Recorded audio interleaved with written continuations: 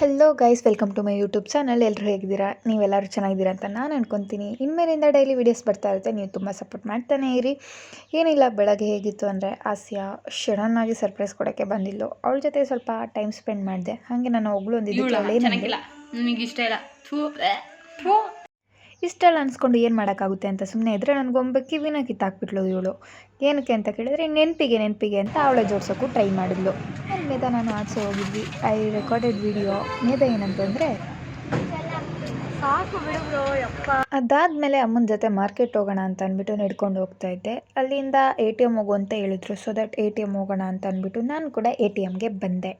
ನೋಡಿದ್ರೆ ಯಾರೂ ಇರಲಿಲ್ಲ. ಸೊ ದಟ್ ನಾನೊಬ್ಳೆ ಅಂತ ಅಂದ್ಕೊಂಡ್ಬಿಟ್ಟು ಅಮೌಂಟನ್ನ ಡ್ರಾ ಮಾಡ್ಕೊಂಡ್ಬಿಟ್ಟು ಆಚೆ ಬಂದರೆ ಅಮ್ಮ ಅಲ್ಲೇ ಇದ್ದರು. ಅದಾದಮೇಲೆ ಮಾರ್ಕೆಟ್ ಹತ್ರ ಹೋದ್ವಿ. ಮಾರ್ಕೆಟ್ ಹತ್ರ ಹೋದ್ಮೇಲೆ ತುಂಬ ಜನ ಇದ್ದರು.